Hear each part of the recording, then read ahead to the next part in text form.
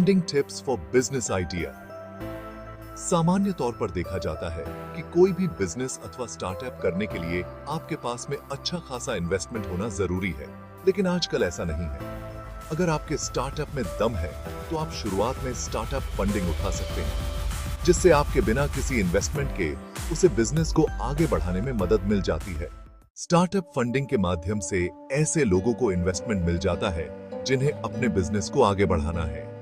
आज हम आपको कुछ ऐसे तरीके बताने वाले हैं जिसके लिए आपको स्टार्टिंग में फंडिंग के माध्यम से इन्वेस्टमेंट अथवा फंडिंग मिल जाता है। आइए जानते हैं इसके बारे में। जब आप कोई भी स्टार्टअप अथवा बिजनेस शुरू करते हैं तो उसमें कई प्रकार के स्टेप्स होते हैं और प्रत्येक स्टेप के लिए आपको अलग अलग प्रकार के इन्वेस्टर अथवा फंड राइजिंग के माध्यम से आप कंपनी के लिए इन्वेस्टमेंट प्राप्त कर सकते हैं।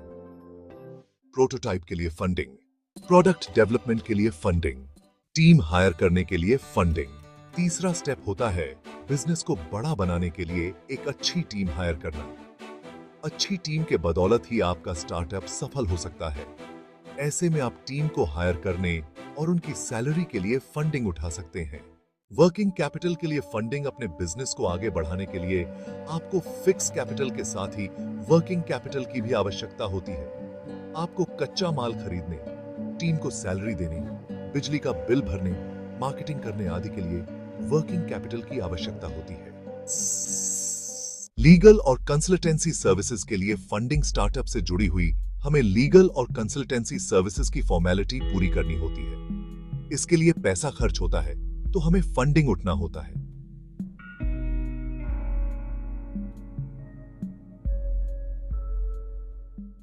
कच्चे माल और इक्विपमेंट के लिए फंडिंग।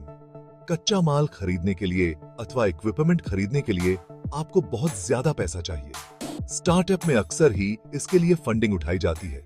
लाइसेंस के लिए फंडिंग।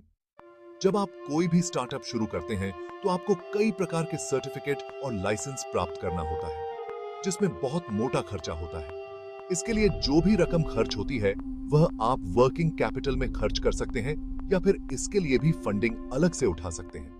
मार्केटिंग और सेल्स के लिए फंडिंग। किसी भी बिजनेस की मार्केटिंग जब तक अच्छी नहीं होती वह आगे नहीं बढ़ता है, और मार्केटिंग में सामान्य तौर पर 30% से 50% तक खर्च होता है। ऐसे में सबसे मोटा खर्चा देखा जाए तो मार्केटिंग और सेल्स का ही होता है, जिसके लिए फंडिंग की आवश्यकता होती है। ऑन ऑफिस स्पेस और एडमिनिस्ट्रेशन का खर्चा। जब आप कोई भी स्टार्टअप शुरू करते हैं तो आपको एक ऑफिस सेटअप करना होता है। साथ ही बहुत सारे अलग अलग प्रकार के एडमिनिस्ट्रेशन खर्च होते हैं, जिनका पूरा करने के लिए आपको फंडिंग की आवश्यकता हो सकती है।